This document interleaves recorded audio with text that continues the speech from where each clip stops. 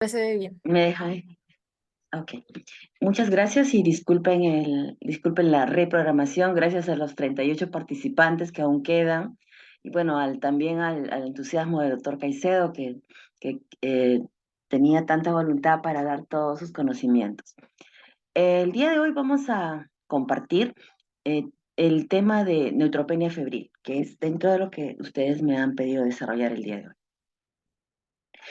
Debiendo recordar en primer lugar que la hematopoiesis es lo que hace que fisiológicamente en la sangre nosotros tengamos glóbulos rojos, glóbulos blancos, plaquetas y aquellas sustancias, elementos, perdón, que van a constituir la matriz extracelular y la parte líquida de la sangre.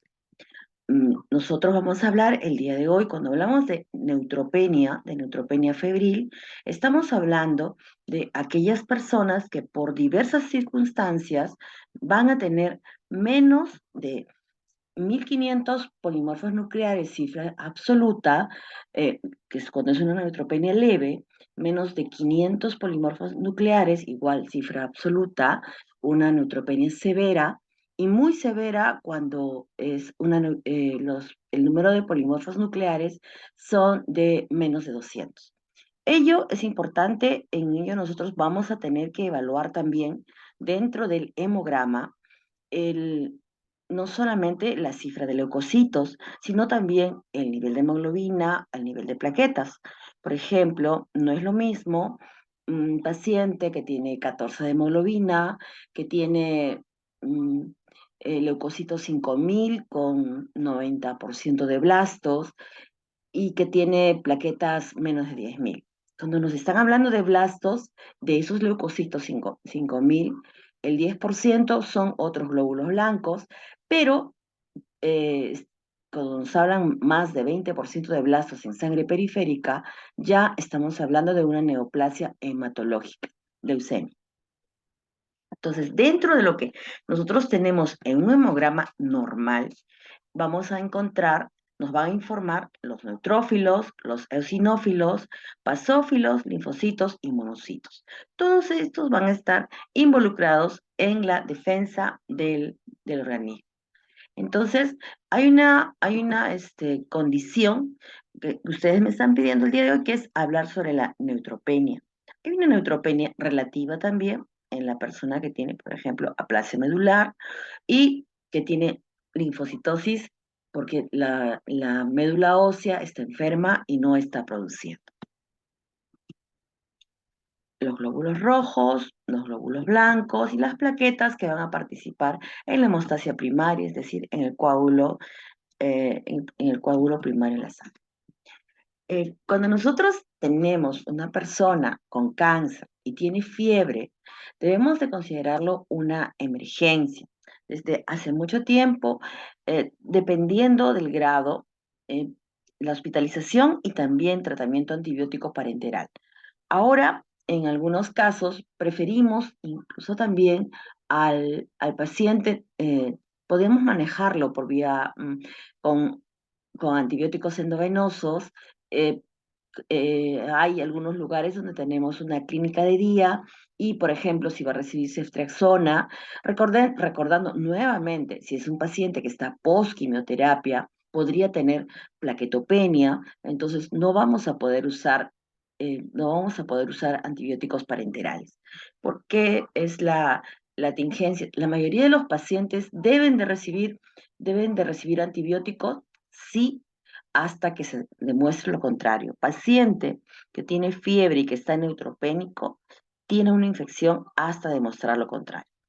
Eh, nuestra problemática, nuestra preocupación principal son los pacientes que pueden, eh, que, que pueden tener gérmenes intrahospitalarios, ¿no? El año pasado, entre los meses de eh, marzo, abril, empezamos a notar que los pacientes post-quimioterapia hospitalizados eh, comenzaban a hacer una forma de neutropenia, durante la neutropenia, sepsis,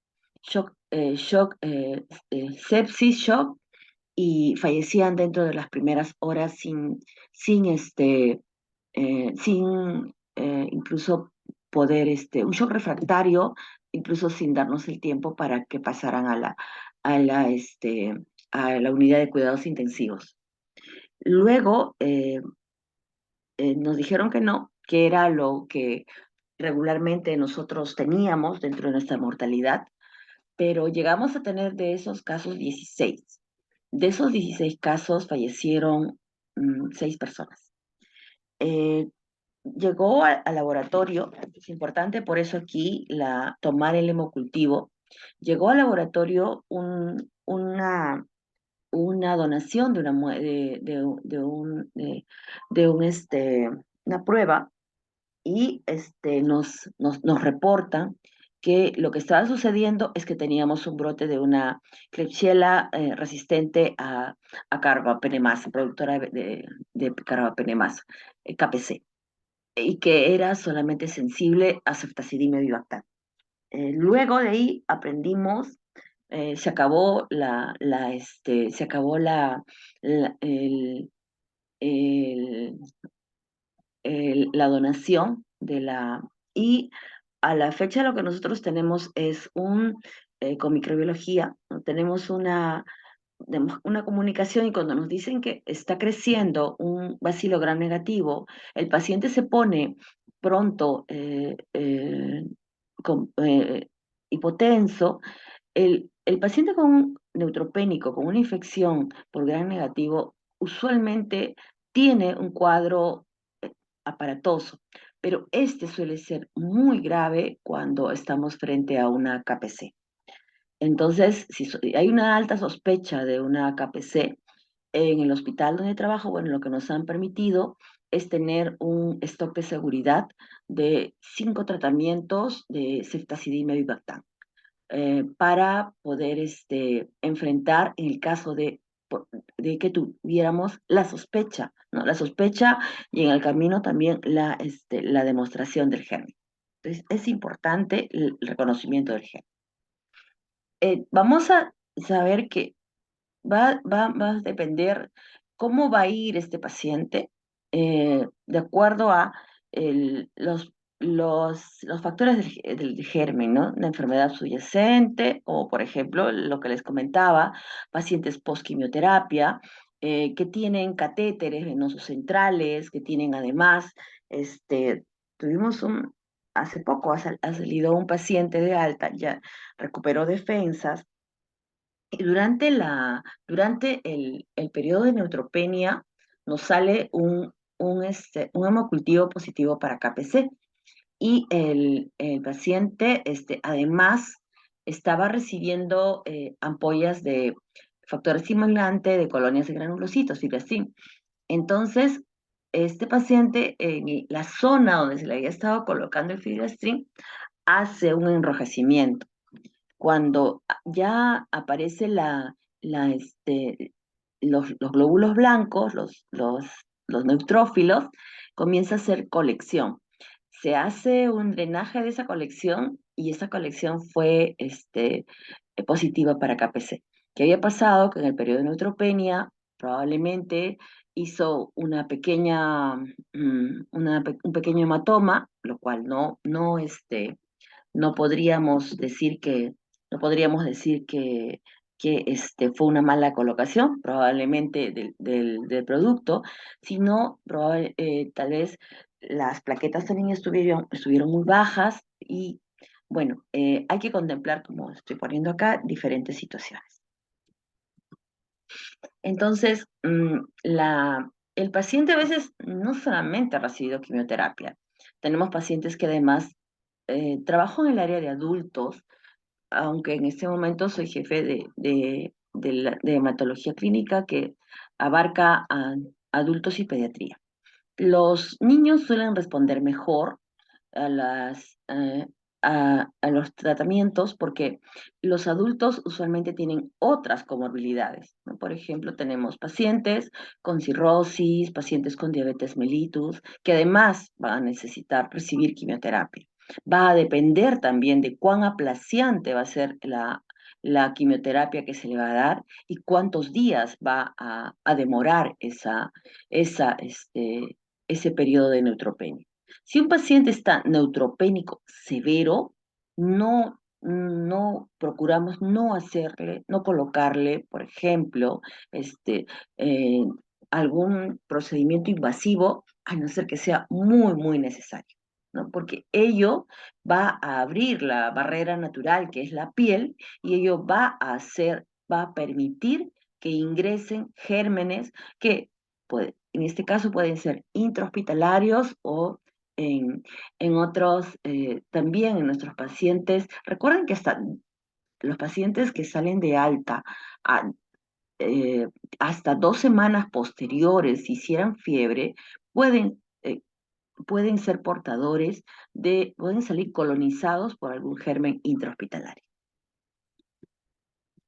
Entonces, como vamos, enfermedad de fondo, no es lo mismo, la edad tampoco es lo mismo, el grado, la cantidad de quimioterapia que se le va a dar, los días de duración de la neutropenia, el tratamiento y las infecciones por microorganismos que a veces los tenemos nosotros, como por ejemplo Cándida, tenemos también Escherichia coli, estafilococo, pero esto eh, lavado de manos es fundamental.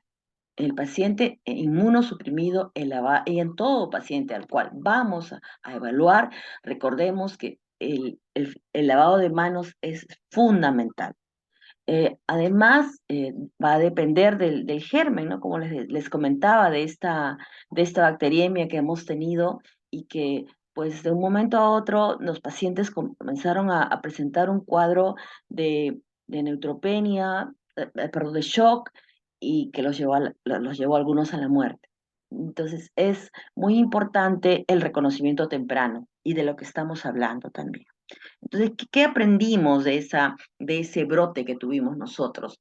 Lo que nos hicieron, lo que nos aconsejaron los colegas tanto de infectología como epidemiología, es que debíamos de manejar el concepto de cohortes, ¿no? Las cohortes era dividir en 3 grupos a los pacientes, a nuestros pacientes que ya sabemos que están inmunosuprimidos, pacientes que están infectados, es decir, aquellos en los cuales se ha diagnosticado el germen,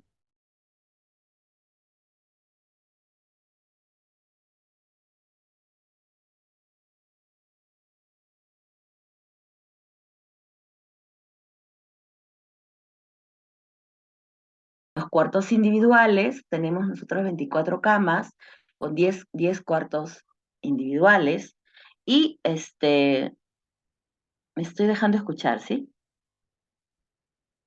Hola. Sí, se le Sí, escucha. doctora, sí se lo Ya, escucha. porque me acaba de salir que mi internet está débil. Ya. Entonces, como les decía, nos hicieron dividir en cohortes y los cohortes eran así, ¿no? Entonces, si de pronto salía un cultivo positivo, paciente colonizado y no colonizado no podían estar juntos. Teníamos que separar a los pacientes. Si los pacientes no estaban colonizados, pues podían estar dos en un mismo ambiente. Entonces les decía que tenemos solo 10 camas en aislamiento. Y los pacientes que estaban infectados debían ser manejados solo por un equipo de enfermería, ¿no? Y el médico también, al final de toda la visita, se ingresa, porque hasta el momento seguimos teniendo, ya se ha quedado como un germen que ya es parte de la flora del servicio. Entonces, cuando nosotros tenemos la sospecha o un paciente que está en sepsis, ¿qué hacemos? Al paciente lo vemos al final. Igual, lavado de manos importante, le hacemos visitamos a todos los pacientes y al final a este paciente nos cubrimos todo con la mascarilla, la doble mascarilla o la mascarilla N95, el mandilón, todo para proteger al paciente. Entonces, todo lo que nosotros estamos haciendo sabemos que nosotros estamos frente a un germen agresivo, pero nosotros no somos los que vamos nosotros tenemos bien las defensas y lo que tenemos que hacer es cuidar a nuestros pacientes. Ese es el concepto. Entonces, como les decía, los recuentos sí, de neutrófilos son importantes y si nosotros, para ello el hemograma es fundamental y no es el porcentaje, sino el recuento de cifras absolutas. Si es entre 500 a 1000 la cifra de polimorfos nucleares, podríamos tener eh, una, una una probabilidad de una incidencia de infección severa y mayor, mayores días de uso de antibióticos, ¿no? Por ejemplo, cuando tuvimos esta cepa que les comenté, podía ser 10 días y cuando recuperaba las defensas, el paciente ya también se controlaba. En la UCI se trabaja de la mano con cuidados intensivos, igual pasaba la UCI, estaba grave, porque hacían neumonía también. Y, y si el paciente recuperaba defensas, pues a los 10 días ya podíamos haber cumplido con el ciclo de antibióticos. Hay otros pacientes que todavía están en el periodo de neutropenia profunda y pues tenemos que darle de repente 14, 21 días de antibióticos. Entonces, vamos a tener en cuenta que a menor cantidad absoluta de glóbulos rojos, perdón, de neutrófilos, vamos a tener una mayor probabilidad de una infección severa. La temperatura, todos los pacientes tienen un registro de temperatura. 38,5 axilar y dos controles de 38 grados, pero sin considerar el,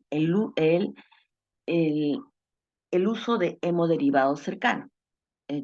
Eso no nos debe reportar la enfermera porque parte de la reacción la, la reacción transfusional podría ser la fiebre. Pero el paciente con neutropenia puede estar en la mañana sonriendo, en la tarde les hace un pico febril y si nosotros no empezamos el antibiótico, podemos perder pronto al paciente. Ya nos ha pasado nos ha pasado. Eh, entonces, otra vez, dependiendo de cuál es la cifra y del tiempo de duración de la neutropenia, ¿no? Como les decía, va a depender, no es lo mismo un paciente que está 7 días, 14, 21 días neutropénico severo. Es importante la historia clínica que ha recibido, de repente ustedes lo pueden, que ha recibido, si ha recibido recientemente quimioterapia. En cuanto al examen físico, es probable que no vamos a encontrar, por ejemplo, una consolidación como en una neumonía, porque no hay neutrófilos. Entonces, al no haber neutrófilos, fiebre y tos, es probablemente esa la zona. La zona anal también hemos tenido pacientes con hemorroides, que debemos de evitar el estreñimiento, ¿no? También debemos de evitar que el paciente coma, se indica que el paciente debe tener todo, comer todo cocido y en algunos casos, en los pacientes frágiles, eh, permitimos que el acompañamiento, ¿no? La división de los pacientes, los en la institución donde trabajo igual, es los pediátricos son hasta antes de los 14 años y más de 14 años son los pacientes adultos, ¿no? Nosotros en nuestro protocolo de quimioterapia hasta los 60 años y de allí va a depender del estado general del paciente. Eh, Antibióticos profilácticos, en algunos casos, eh, o también se dan antifúngicos como el posaconazol en pacientes que sabemos que van a tener una neutropenia prolongada. leucemia mieloide aguda, por ejemplo, si ha tenido infecciones previas, si ese paciente ha tenido alguna infección, alguna neumonía severa y vuelve a hacer fiebre en el segundo episodio, en la segunda hospitalización, a tener en cuenta, ¿no? Y si es eh, KPC, peor todavía. Procedimientos médicos, eh, nuevamente, solo se aconseja hacer los procedimientos que sean estrictamente necesarios. El paciente que les comenté que había hecho una paniculitis, que luego localizó en una celulitis y que de allí salió positivo para KPC. Este paciente, además de ello, bueno, se esperó que mejorara las defensas para para que vaya al drenaje de la colección. Además, el paciente, como hizo una bacteriemia, tenía un catéter port y se hizo cultivo de esa sangre del catéter port y también salió KPC. Entonces se le tuvo que retirar el catéter port en medio de... El paciente no tiene venas, es un paciente joven de 27 años y se tuvo que colocar un catéter venoso central femoral, que es lo menos que nosotros indicamos, ¿no? Pero riesgo-beneficio, era mayor el beneficio por la cantidad porque no tenía acceso de venas y porque además el riesgo no solamente otra vez, no solo es los leucocitos los que estamos mirando, sino puede tener anemia severa, puede también tener plaquetopenia severa y requerir soporte transfusional durante todo ese periodo. Buscar los focos de infección nuevamente, mm, solo otra vez la quimioterapia llega a todas las células que están en pronto crecimiento. Eso, eh, entiéndanse las células de la médula ósea, pero también las células las uñas, el cabello, las epiteliales, correcto, y también las células que, del tracto gastrointestinal. Van a tener una mucositis. Entonces, el paciente comienza a tener diarrea. Si esa diarrea, nosotros, lo primero, no tiene fiebre, bueno, sabemos que si el paciente tiene una enteritis neutropénica, eh, puede ser que solo necesite manejo médico, es decir, nada por vía oral, hidratación y antibiótico terapia. Entonces, vamos a buscar los probables focos de infección. Este paciente que les comento, que tiene mucositis, ya esa mucositis es un foco de infección probable y se trata como tal. Empieza el tratamiento como tal y eh, en la medida de cómo va la respuesta, vamos haciendo los cambios de antibioticoterapia, incluso llegar hasta antifúngicos. Entonces, los hemocultivos, que debe incluir para hongos y bacterias, el hemograma, la PCR, que bueno, es un reactante de fase aguda, no es imprescindible para todos, pero sí la radiografía de tórax preferimos que sea en el ambiente portátil.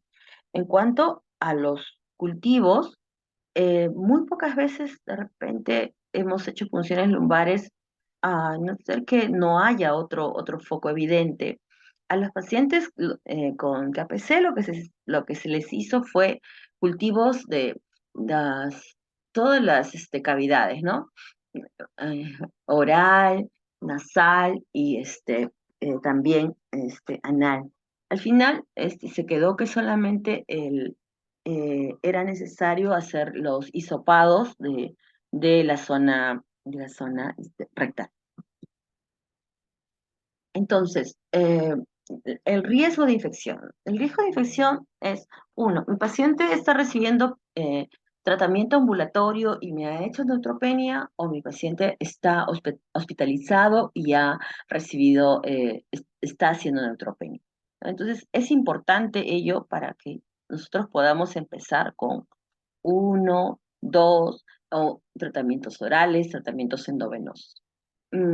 Tenemos un paciente que tiene leucemia, que ha recaído post-trasplante de médula ósea y que se le ha dado un foco, o se le ha dado un nuevo esquema de quimioterapia, ha hecho una remisión y en una de los reportes, las enfermeras nos dicen, bueno, al margen de los problemas sociales que puedan haber, nos dicen que le habían traído pollo a la brasa. Entonces, una vez habló con el papá, que es el responsable del paciente, y le digo que no es adecuado traer. No, no, que su tía. Mentira, era él, el papá, porque él me dice, doctora, es que el joven me dice, es que me muero de hambre. Y la segunda vez igual, o sea, dentro de la misma hospitalización, a la siguiente semana, otra vez ingresa la enfermera y lo que encuentra es nuevamente olor a pollo a la brasa. Entonces le digo al muchacho, ¿no? Porque lo que estaba hablando de los problemas legales es porque el señor quería que se lo lleven quería viaje exterior, al exterior para su hijo. Sin embargo, se hizo una junta médica con el hospital al cual el papá quería llevarlo, y se concluyó en esa junta que no había una razón para llevarlo. Entonces se tuvo que intervenir Fiscalía, tuvo que intervenir el Ministerio de la Mujer para que lo trajera a la hospitalización. Entonces también nosotros ya nos hicimos responsables de este paciente, ¿no? Entonces este paciente procede de la selva y adolescente, de padres separados. El papá vive con sus dos, él y otro hijo más, en la casa Ronald. Entonces, el paciente otra vez neutropénico severo y entonces le digo, señor, por favor, estamos cuidando a su hijo, ayúdanos a cuidar. Nada más, nada más. No, nosotros no queremos, y él, y como habido esos temas de los temas legales, el jovencito, pero yo soy quien le ha pedido a mi papá. Y digo, no, no te preocupes, le dije, no es punitivo, sino es una manera de cuidar. Y bueno, eh, luego él sale de alta y al recuperar los neutrófilos, sale de alta y pues el papá me llama, ya había pasado más de 2 semanas y me dice que estaba con fiebre y le digo, fiebre y qué más, diarrea. Entonces le indico una quinolona, ¿no?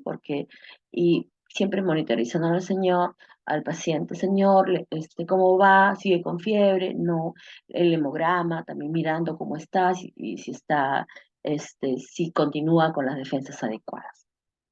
Eso es lo que estamos poniendo en esta lámina.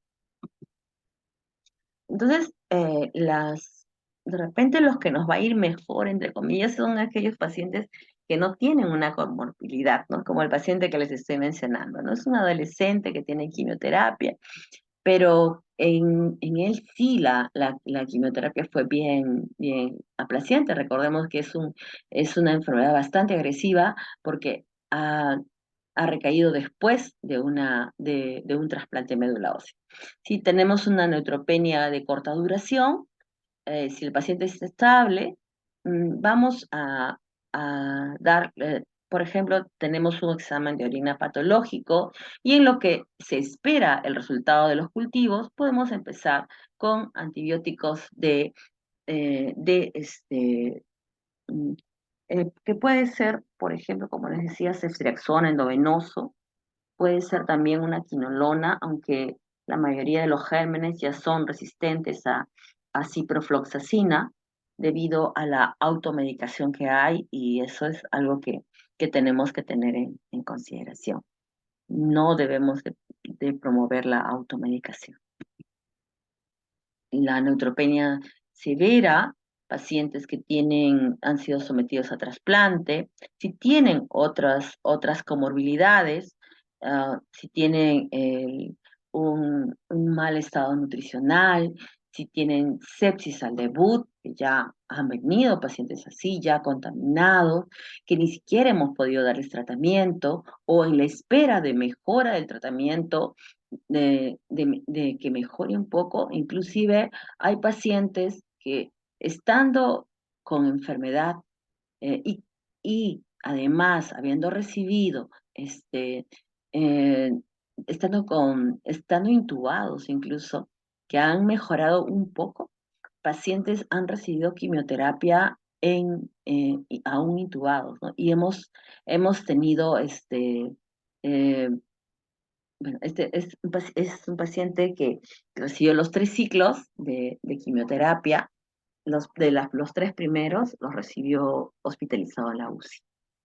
En cuanto a los riesgos, en realidad, bueno, la quimioterapia intensa, el trasplante alogénico es de un hermano, o ahora se está haciendo el haploidéntico también, que no es full match, pero sí puede ser un hermano que no comparte los complejos de histocompatibilidad mayor, 6/6, puede ser 5/6, moderado, quimioterapia intensa. El trasplante de médula ósea autólogo es aquella persona a la cual se le infunden sus propias células. En quienes, por ejemplo, se está haciendo eso, pacientes con linfomas, pacientes con mieloma múltiple.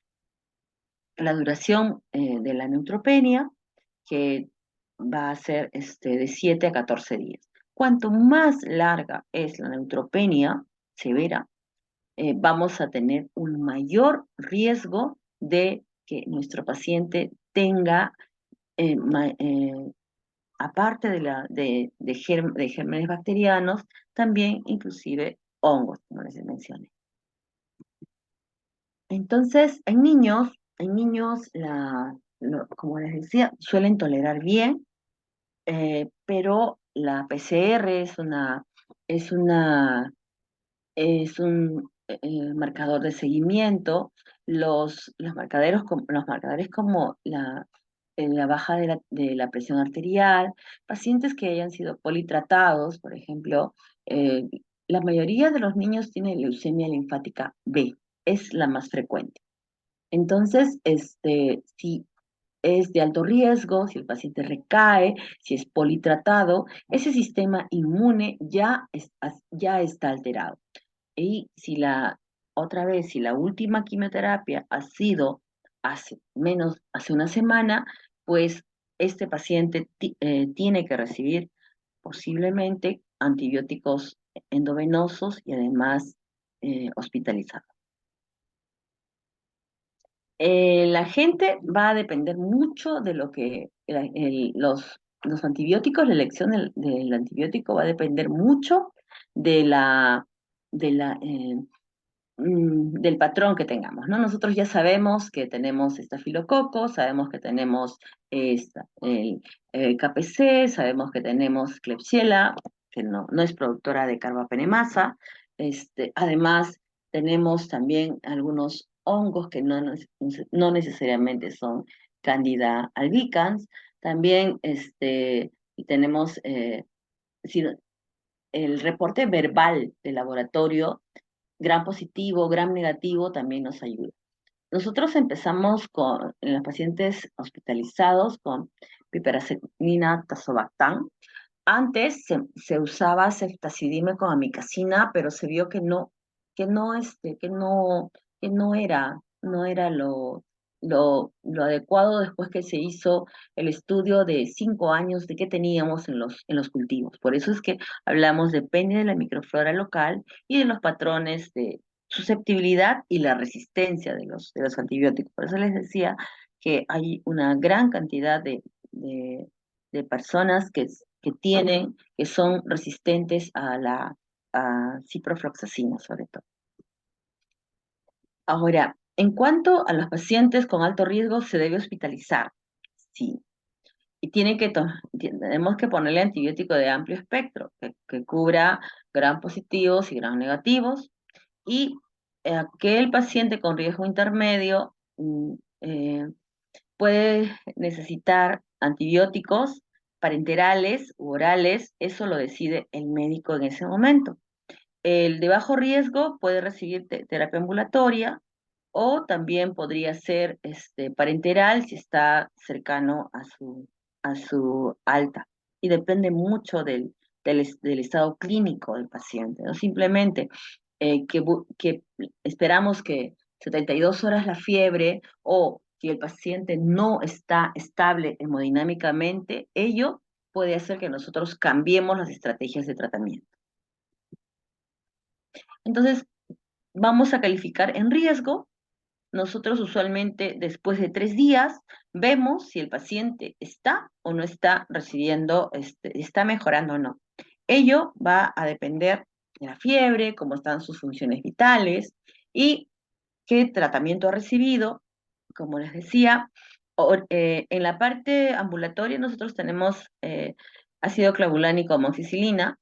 En nuestro manejo inicial suele ser el, suele ser con 2 antibióticos y si el paciente persiste febril, el siguiente paso es vancomicina o meropenem, dependiendo de cómo vaya el estado general del paciente de alto riesgo. En cuanto, nuevamente, ¿no? Si el paciente tiene el antibiótico endovenoso, va bien, está 3 días sin fiebre, ya se recuperó de la neutropenia, entonces, ¿qué hacemos? Se va de alta con antibiótico oral, por ejemplo, amoxicilina clavulánica. Va a estar también basado en el lugar donde va a estar, por ejemplo, el paciente que les comenté que vive en la casa Ronald, porque es de provincia, tiene contacto con otros pacientes que están saliendo del hospital, entonces van a salir colonizados por gérmenes intrahospitalarios. El alta temprana, sí, y la terapia ambulatoria de preferencia. Nuestra primera línea de tratamiento es piperacilina tazobactam. También eh, podemos usar un aminoglicósido eh, y con una cefalosporina de amplio espectro. Luego nos vamos a vancomicina con meropenem y las combinaciones, y bueno, también pondríamos aquí a los pacientes que tienen particularidades como son los pacientes KPC. Entonces, todos las estrategias de tratamiento están dentro de los protocolos, ¿no? Entonces, y eh, lo importante es la evolución clínica, el recuento de glóbulos blancos y, y la evolución del paciente. Nosotros tenemos pacientes que llegan a tener hasta cero de leucocitos, ¿no? O 100 leucocitos. Entonces, esos pacientes las indicaciones, aparte del antibiótico, es pues si va a necesitar una sola persona que lo atienda eh, y y que no le traigan nada de la calle, ¿no? Pero a pesar de eso, a veces los pacientes o los familiares hacen travesuras que pueden costarles la vida. Mm, ¿Cuánto tiempo nosotros debemos de esperar el antibiótico? Como les dije, sí, nosotros en promedio 72 horas. Y la terapia eh, podría ser cambiada solamente si el paciente tiene un deterioro clínico. La presión arterial está bajando y tenemos necesidad de utilizar, eh, por ejemplo, ya otras sustancias para mejorar la presión arterial, entonces, y está séptico, ese paciente tenemos que cambiarle sí o sí. Es una emergencia hematológica nuevamente la neutropenia. Mm, ¿Cuánto tiempo debe continuar el antibiótico? En realidad, si no tienen una infección documentada.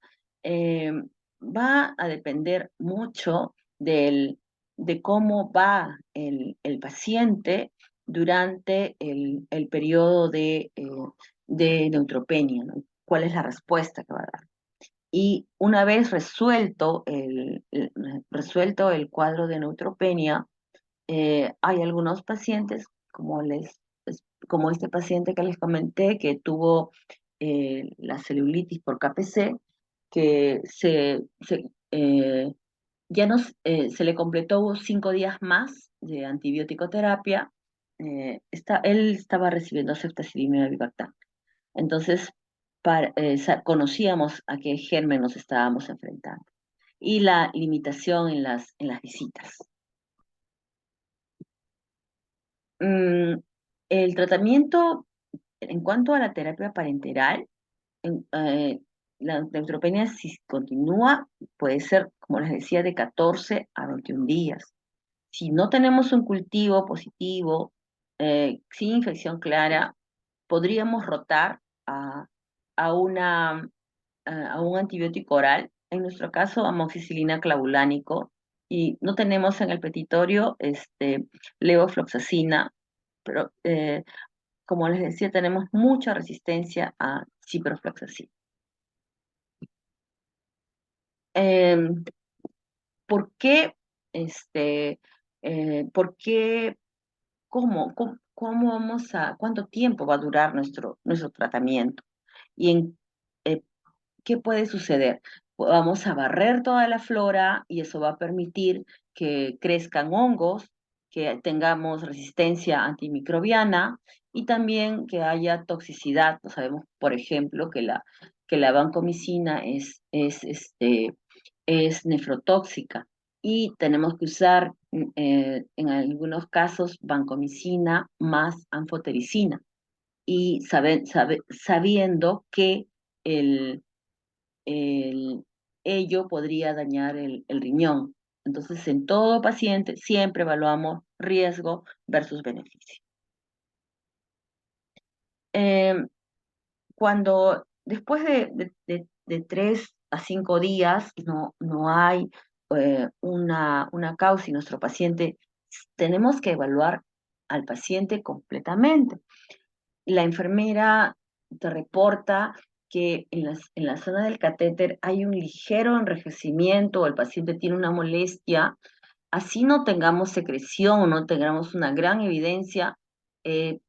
Primero, se le toma la muestra del, si hace fiebre, de la sangre del catéter y de sangre periférica, y podríamos, eh, podríamos necesitar eh, el, el, este, que el paciente eh, eh, no tenga ese foco y retirar el catéter, ¿no? Y entonces en ese caso podemos usar vancomicina. Anfotericina también, como les estaba mencionando, y tener el concepto de que la terapia se debe mantener por lo menos hasta 2 semanas como mínimo de tratamiento, ¿no? Es decir, paciente se recupera, se va de alta a casa, pero se va con una terapia oral. Pero si el paciente sigue neutropénico, otra vez puede recibir de 14 a 21 días. El uso de factores estimulantes, lo que hace, disminuye la duración de la neutropenia y no lo usamos en pacientes con leucemia mieloide aguda, solamente en pacientes con leucemia linfática aguda o también pacientes con linfoma que reciben quimioterapia y que hacen neutropenia. En cuanto a la terapia ambulatoria, bajo costo, mejor calidad para la vida del paciente, más conveniente para la familia, menor tasa de infecciones nosocomiales y menores complicaciones, ¿no? Hay algunos lugares en otros países en los cuales el paciente recibe su quimioterapia y son unas casas de alojamiento. El paciente está en esas casas de alojamiento con todas las condiciones como una clínica de día, ¿no? Una clínica ambulatoria. Y si hace fiebre, pues se comunica con el médico y se hace la diferencia entre antibiótico terapia oral o antibiótico terapia endovenosa. Creo que en esto sería más esta discusión, ¿no? Porque la mayoría de los pacientes eh, provienen o nosotros recibimos pacientes de todas partes del país, ¿no? Vienen de la parte sur del país, vienen de la selva, vienen de aquí de los diversas, toda la parte sur de Lima corresponde la red Rebagliati. La terapia ambulatoria, pues tengo que hacer el seguimiento a mi paciente, porque si yo no le estoy haciendo seguimiento, no le estoy preguntando, ¿y cómo va con la fiebre? ¿Cómo está tolerando la vía oral? ¿Está haciendo deposiciones? Debemos evitar el estreñimiento, por ejemplo, ¿no? Entonces, todo ello vamos viendo y conociendo cómo es y el tratamiento debe de ser individualizado. Antes de darle las gracias, bueno, acá estoy yo, ahorita no estoy así, estoy con un poquito menos por el calor, pero sí a veces se hace necesario la protección, ¿no? Y esto no es una moda, esto es una manera de proteger al paciente trabajando en equipo, ¿no? Aquí está, por ejemplo, la licenciada de enfermería, los médicos residentes, y bueno, perdón,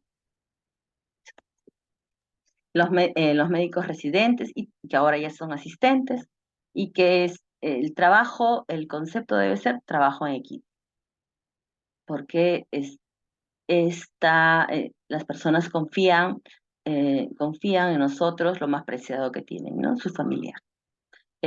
COVID tal vez fue una mm, la epidemia de la pandemia fue uno de los momentos más complicados para todos nosotros. Tuvimos pacientes con quimioterapia, postquimioterapia, neutropénicos más COVID. Teníamos pacientes con leucemia debut más COVID. Tuvimos un piso, una ala de- del hospital.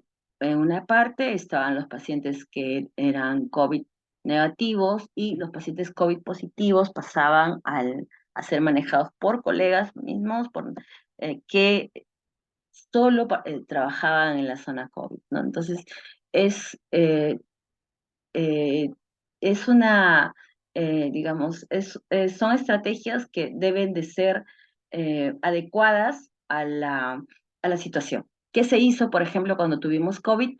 Tuvimos que disminuir la cantidad de quimioterapia en algunos casos, ¿no? En pacientes adultos mayores, fuimos más selectivos, nos disminuyeron la cantidad de camas.